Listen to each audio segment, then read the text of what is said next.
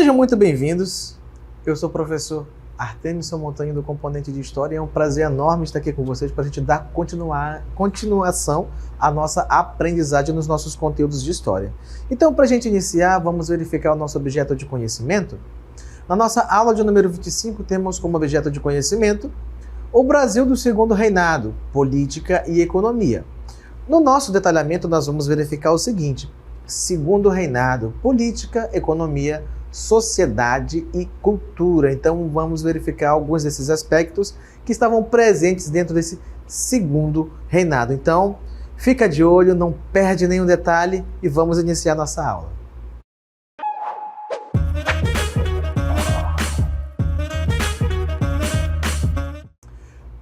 Primeiramente, eu quero apresentar para vocês aqui uma pessoa que é bem importante para a gente sentir e entender esse período.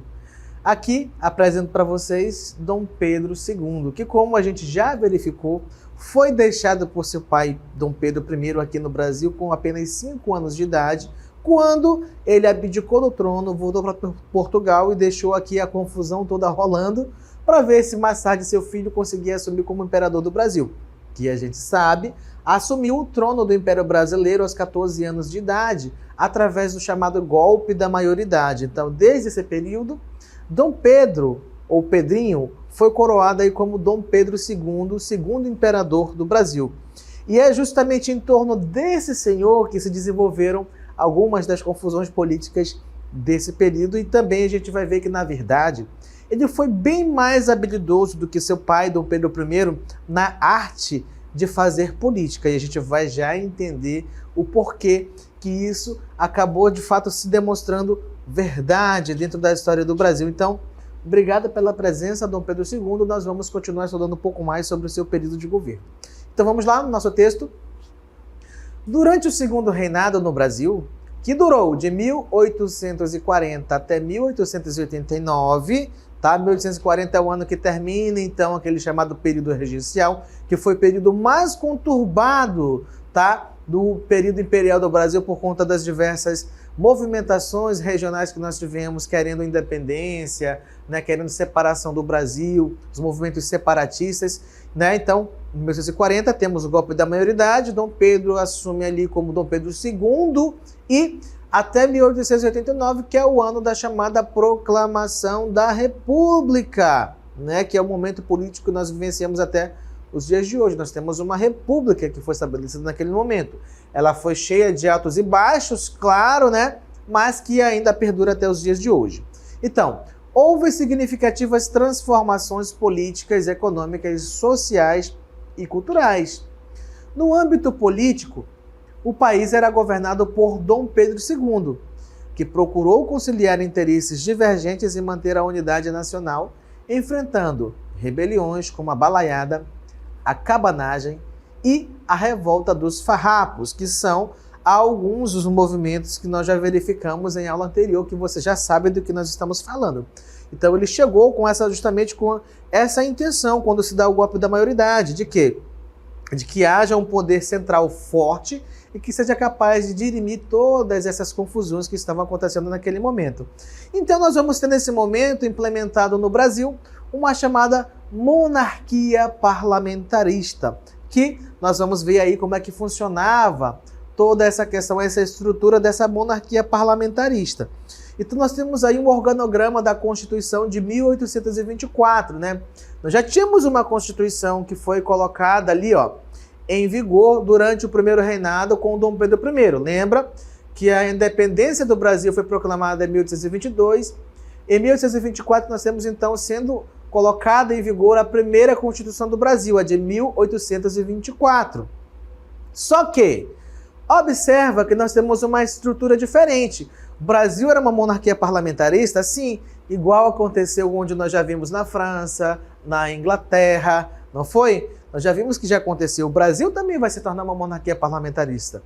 Mas observa que nós temos ali, ó, os 3 poderes, né, semelhante ao que aconteceu em outras nações, baseadas, né, nas ideias dos iluministas, ali nas questões do naturalismo, né, do justnaturalismo ali que surgiu com John Locke.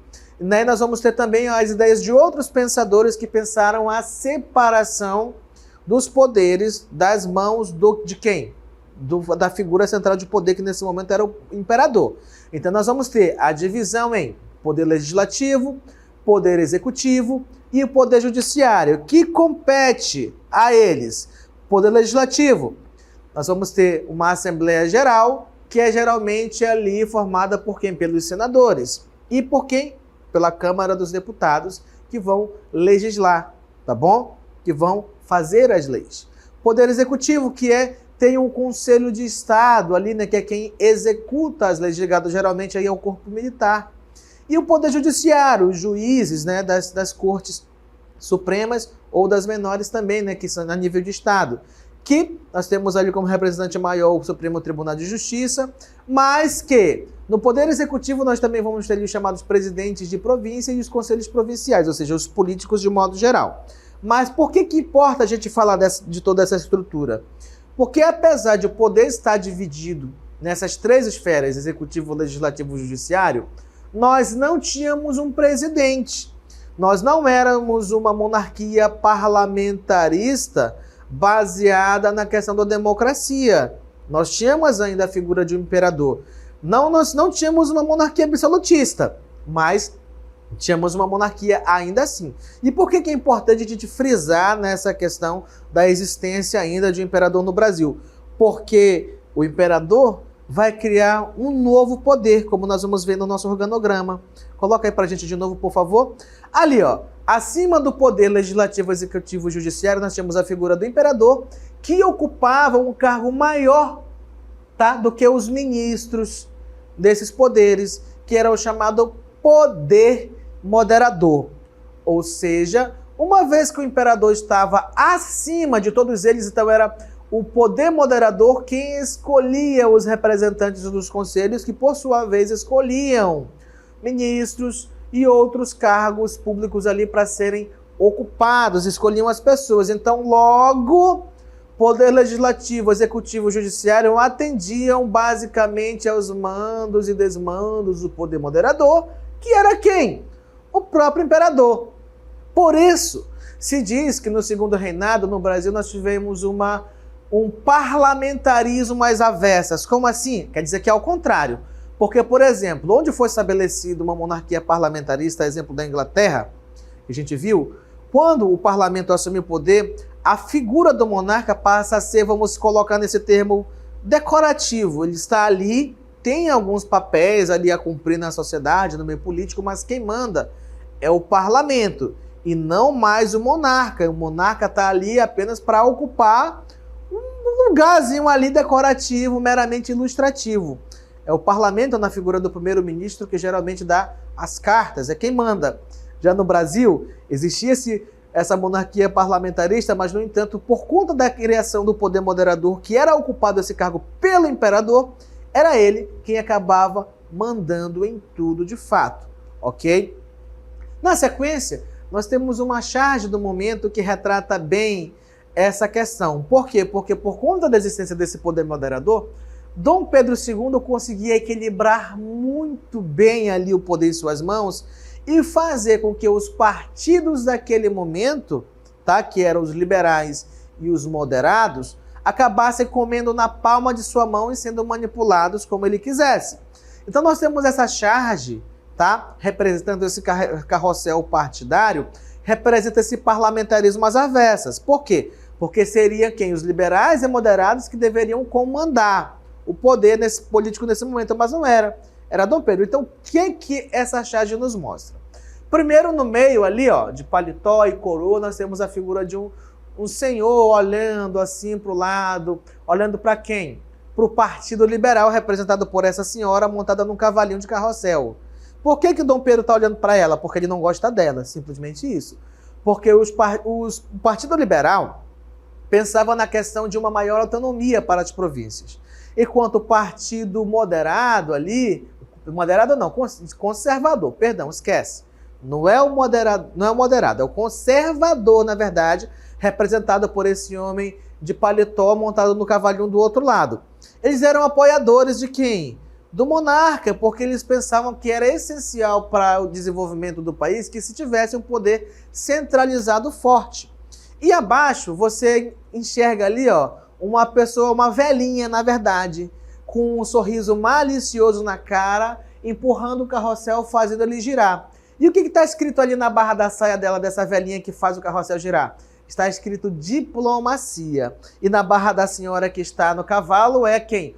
Partido Liberal. Do outro lado, o partido que busca manter, ali é o Partido Conservador, manter as coisas como estão. E no centro, como pino, como o eixo central desse carrossel, está Dom Pedro II equilibrando as forças entre um e outro. Só que, durante o segundo reinado, o Partido Moderado, ou perdão, moderado não, o professor está enrolando as coisas aqui. O Partido Conservador ficou à frente, tá? Muitas vezes nas questões políticas por 29 anos, enquanto os liberais por apenas 19 anos, mostrando então a preferência que se tinha na política de Dom Pedro II, por quem? Por quem lhe dava apoio, logicamente. Então, esses partidos estavam então sujeitos às vontades do imperador e, claro, da sua diplomacia, ou seja, da velhinha com um sorriso malicioso, aí representando então essa diplomacia que Dom Pedro tinha, esse jogo de cintura que ele tinha para manipular o jogo político entre esses dois partidos. Então, aqui na sequência,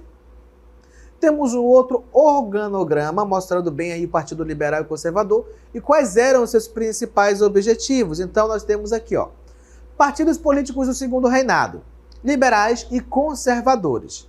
Dois grupos políticos, o Partido Liberal e o Partido Conservador, dominaram a política brasileira no segundo reinado. Então, partidos do segundo reinado, e temos ali, ó, primeiro, o Partido Liberal, lá do outro lado ali, ó, que eram chamados de Luzias. E o que eles queriam? Defendiam mais autonomia para as províncias. Já ouviram falar na questão do federalismo? Então, esse é o pensamento, a autonomia das províncias, nas questões econômicas e políticas principalmente. Venceu as primeiras eleições parlamentares, as chamadas eleições do cacete. Por quê? Porque a eleição de 1840 foi fraudulenta. E adivinha quem tinha ganhado? Sim, os conservadores. Então, os liberais, para forçar uma nova eleição, usaram de violência e por isso essa eleição foi chamada de eleições do cacete, ok? E no Partido Conservador, que eram apelidados de saquaremas ali, ó, defendiam um poder central forte, que era quem? A figura do imperador. Então, de volta ao poder em 1841, tomaram medidas para reduzir o poder das províncias. Enquanto um queria mais autonomia, o outro queria prender muito mais as províncias ao poder central do imperador. Continuando. A economia do período baseava-se principalmente na produção agrícola, com destaque para o café, que impulsionou o crescimento do país e a expansão da ferrovia. Na sequência, a gente tem uma imagem que mostra um pouco justamente sobre esse processo de expansão da economia cafeeira. Então ali, ó, áreas cafeeiras até 1840, aquele verde bem clarinho, está restrito ali, ó, a região de Taubaté, ali, né, no estado de São Paulo, ali, ó. Tá bom? Essa área verde ali é a principal, a parte mais de baixo ali, pegando ali São Paulo.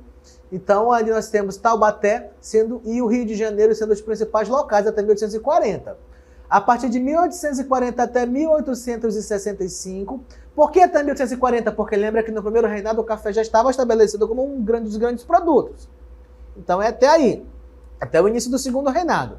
Então, a partir do segundo reinado, que vai de 1840, nós vamos ver que vai ter um grande boom da produção cafeeira nesse momento. Então, de 1840 a 1865, já num verde de um tom mais escuro, você percebe que aquilo foi subindo e se espalhando para outros locais, chegando ali em outras cidades, como Resende, Porto Alegre, Itajubá, Bragança Paulista, não é? Nós temos ali também Cachoeira do Itapemirim, Vitória no Espírito Santo, Colatina, Muriaé e por aí vai. Uma série de novos lugares foram aderindo à questão da política, melhor, política não, a economia cafeeira, porque se viu que era um negócio bastante lucrativo. E de 1685 a 1885, de amarelo, ali chegando na região de Rio Preto, Araraquara, não é? Então, foi se expandindo de modo muito grande, mais do que duplicou, né? Aumentou em muita porcentagem de áreas de terra que eram ocupadas, então, nesse momento, por conta de quê? Por conta da produção cafeeira. Só que, você sai dali de Taubaté do Rio de Janeiro, que é uma área mais próxima ali, ó, do Oceano Atlântico, como a gente vê na área azul embaixo ali, ó, escrito Oceano Atlântico, que fica próximo de portos e que facilitava o transporte do café. Então nós percebemos que de 1840 até 1885 nós vamos ter um processo de interiorização da produção cafeeira. Ou seja, a produção sai do litoral e ruma para onde? Para o interior do país, tornando maior e mais dificultosa, né, o processo de transporte. A distância fica maior e que torna mais difícil o processo de transporte do café, de retirada do interior, até chegar às áreas portuárias para embarque e transporte. Para onde? Para o exterior, principalmente. Então, por conta disso, surge uma pergunta que eu tenho para vocês aqui nesse momento. Vamos ver qual é? Qual é a relação entre os cafezais e as ferrovias? Então, nós vamos ter ali um processo de interiorização, como a gente viu no nosso mapa, mas nós tivemos justamente nesse período a questão das ferrovias sendo implementadas no país. Então, nós tivemos aqui, por exemplo, a Maria Fumaça, que começou a cortar caminho, né? Cortar grandes distâncias aí de uma forma muito mais rápida, que inclusive até hoje existe. Se você tiver a oportunidade de viajar para o estado de Minas Gerais, ali, né, entre Ouro Preto e Mariana, ainda circula a Maria Fumaça, que as pessoas fazem passeios turísticos ainda hoje. Mas qual é a relação? Bem, se a gente viu que a distância entre as plantações de café e as zonas portuárias aumentaram, então foi necessário se pensar em novas formas de facilitar, baratear e acelerar esse processo de transporte.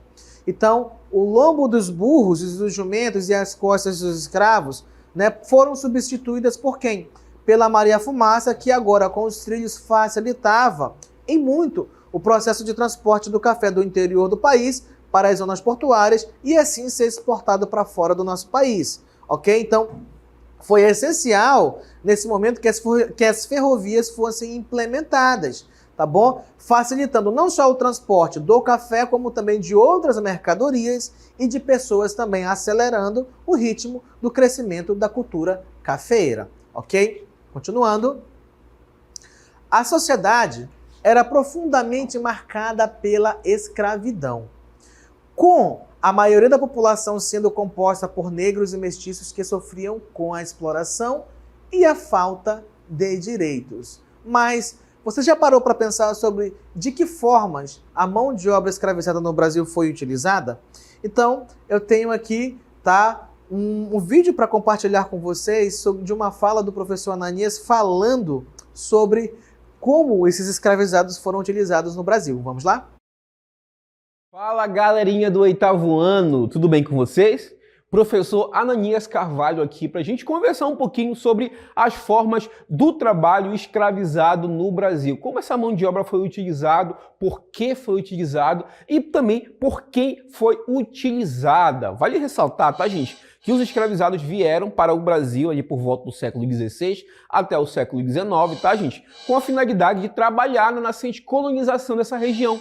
Primeiramente, através ali, principalmente da chamada economia canavieira, nos engenhos de açúcar, mas, gente, engana-se quem pensa que a única forma de utilização dessa mão de obra era através dos engenhos, tá, gente? Trabalhavam em outras atividades, como também a própria pecuária e também a agricultura, tá, gente?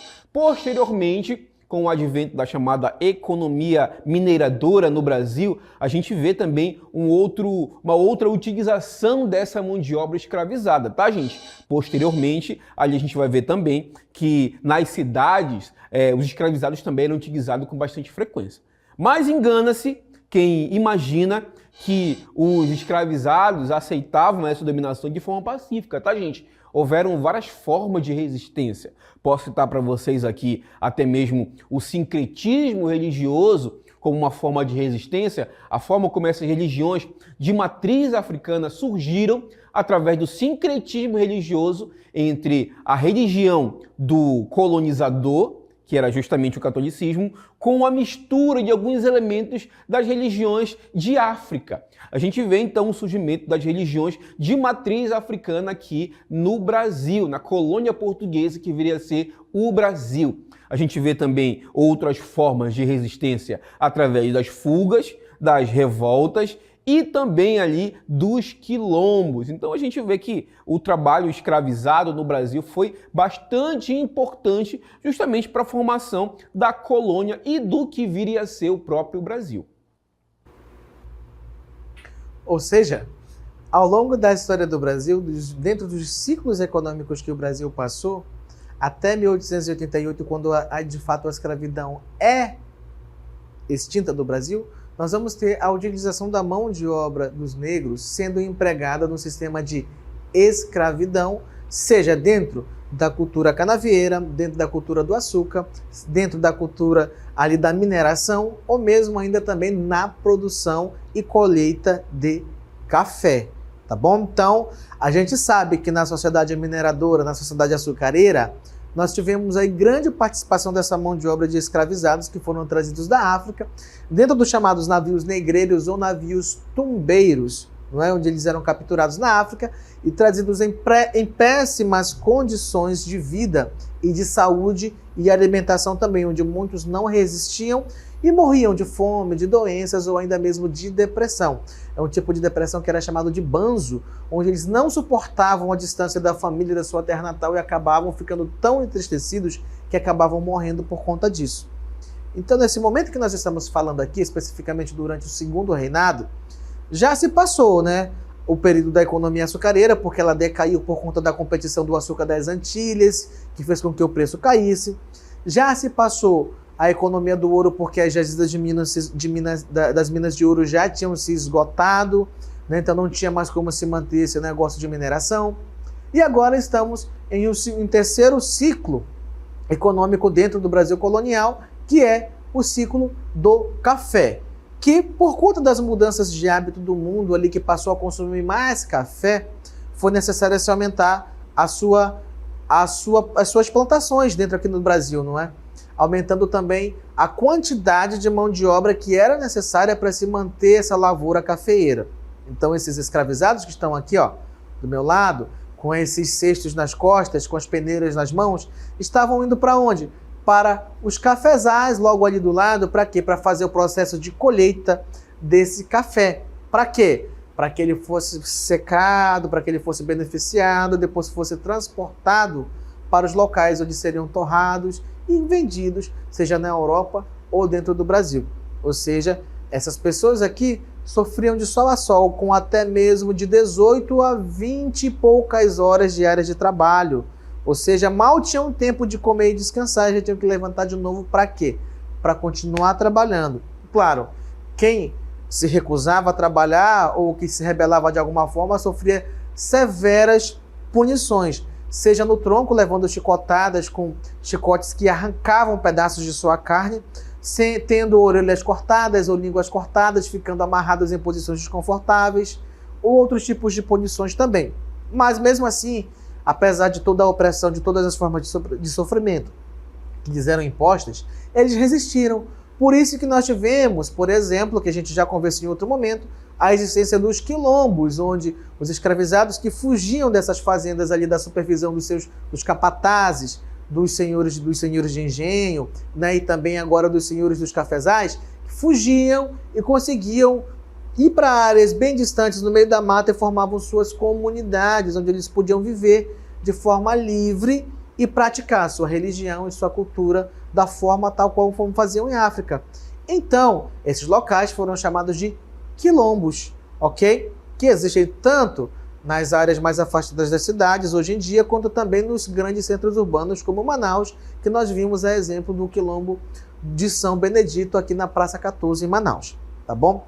Então essas pessoas foram muito sofridas no trabalho duro e diário. E nesse momento que nós estamos falando do Segundo Reinado, eram utilizados principalmente na lavoura cafeeira. Não quer dizer que não houvesse outros tipos de ocupações. Sim, como por exemplo as mulheres muitas vezes eram amas de leite, ou seja, que amamentavam os filhos de suas senhoras. Eram mucamas que cuidavam da arrumação da casa, eram cozinheiras. Existiam também os escravos de ganho que trabalhavam nos centros urbanos vendendo produtos que as suas senhoras faziam para serem vendidos na rua para ganhar um dinheiro a mais. Não é? Então existiam várias outras formas de ocupação, mas a principal delas era dentro da lavoura cafeeira nesse momento. Continuando.